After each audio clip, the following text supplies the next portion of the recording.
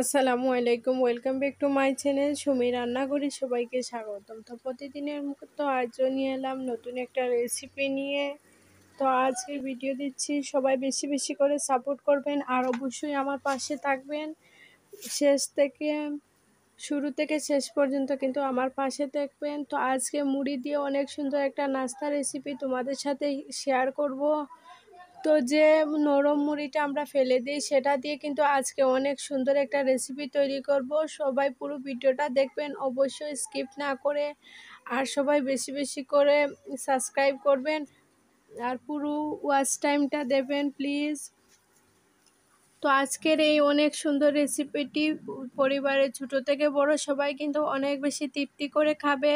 তো একবার হলে এই রেসিপিটি ট্রাই করে দেখবেন, আশা করছি সবার অনেক বেশি পছন্দ করবে।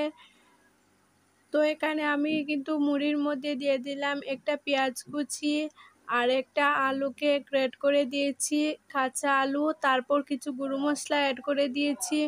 অনেক ইউনিক একটা রেসিপি, গড়ে থাকা জিনিস দিয়ে কিন্তু তৈরি করে নেওয়া যায়। একবার হলেও সবাইকে রিকোয়েস্ট করব এই রেসিপিটি তৈরি করে নিয়ে খেয়ে দেখবেন, অনেক বেশি তৃপ্তি লাগবে।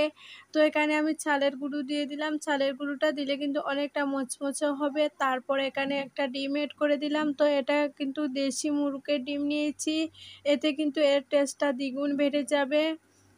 তারপর এখানে আমি কিছু কর্নফ্লাওয়ার এড করে দেব। কর্নফ্লাওয়ারটা দিলেও কিন্তু অনেকটা খেতে মুচমুচে হবে। অনেক স্বাস্থ্যকর একটা টিফিন রেসিপি, একবার হলে খেয়ে দেখবেন, আশা করছি ভালো লাগবে। তো এবার কর্নফ্লাওয়ারটা দেব 2 চা চামচের মতো, দিয়ে খুব ভালো করে আবারও এটাকে মাখিয়ে নেব। তো এই ভিডিওটা আমার ফেসবুকে আজ অনেক দিন পর দেব, সবাই বেশি বেশি করে সাপোর্ট করবেন। এবার এটাকে একটা ফ্রাই প্যান বসিয়ে দিলাম, ফ্রাই প্যানের মধ্যে তেল দিয়ে কিন্তু খুব সুন্দর করে এটাকে ব্রাউন কালার করে ভেজে নিব।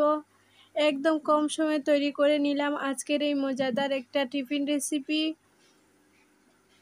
তো এভাবে গোল গোল সাইজ করে কিন্তু আজকের এই টিফিনটা তৈরি করে নিলাম। আপনারা চাইলে যে কোনো সাইজের এই টিফিনটা বানিয়ে নিতে পারেন।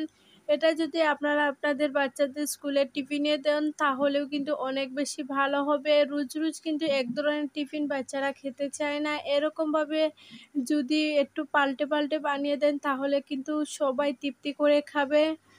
তো এটা বড়দের লাঞ্চ বক্সেও দেওয়া যাবে বা সন্ধ্যের স্ন্যাক্স হিসাবেও এই রেসিপিটি অনেক বেশি সুন্দর। একদম কম সময়ে তৈরি করে নিলাম আজকের এই টিফিনটি। তো সবাই বেশি বেশি করে কিন্তু লাইক, শেয়ার অ্যান্ড সাবস্ক্রাইব করে দেবেন। আর ফেসবুক থেকে দেখলে অবশ্যই ফেসবুকে ফলো করে দেবেন। তো দেখুন, এদিকে গল্প করতে করতে কিন্তু আমার রেসিপিটি একদম রেডি হয়ে গেল। এবার এটাকে এপাশ ওপাশ উল্টে কিন্তু তুলে নিলাম। তো ভিডিওটা কিন্তু অনেকটা বড়, আমি কেটে কেটে কিন্তু আজকের এই ভিডিওটা এডিটিং করেছি। তো রেসিপিটি ভালো লাগলে অবশ্যই আমার পাশে থাকবেন বন্ধুরা। তো আজ এই পর্যন্তই, আল্লাহ হাফেজ।